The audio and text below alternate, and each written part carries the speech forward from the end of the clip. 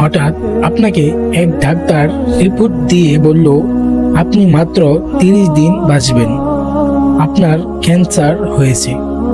এখন আপনার শেষ টেস্ট যাচ্ছে, এটা শুধু আপনিই জানেন, আপনার পরিবার কিংবা বন্ধু বান্ধবেরা কেউ জানে না।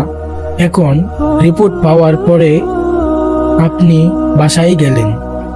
প্রতিদিনের মতো আজকেও আপনার বাবা আপনাকে বকাঝকা শুরু করলো, তোকে দিয়ে কিচ্ছু হবে না, সারাদিন কোথায় থাকিস তুই, অকাজের ছেলে, ইত্যাদি ইত্যাদি। এই মধ্যবিত্ত বাবারা যেমন হয় আর কি।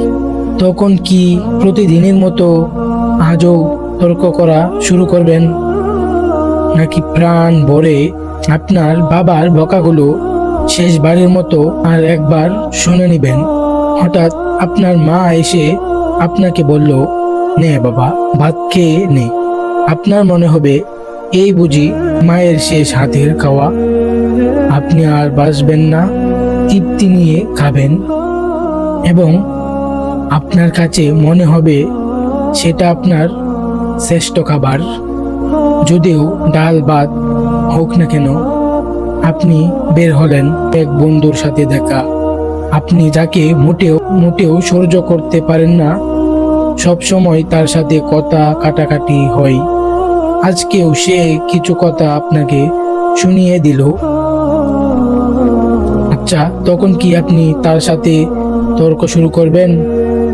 মোটেও না। আপনি হয়তো তাকে জড়িয়ে ধরবেন এবং বলবেন, দোস্ত ভালো থাকিস।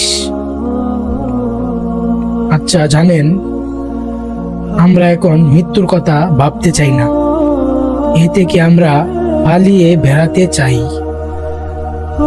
কিন্তু ভাবেন যে আজও আপনার শেষ দিন, তাহলে দেখবেন সবকিছুই আপনার কাছে ভালো লাগে না। তাই ইগো ছেড়ে দিন, ইনশাল্লাহ আপনার মন ভালো হয়ে যাবে।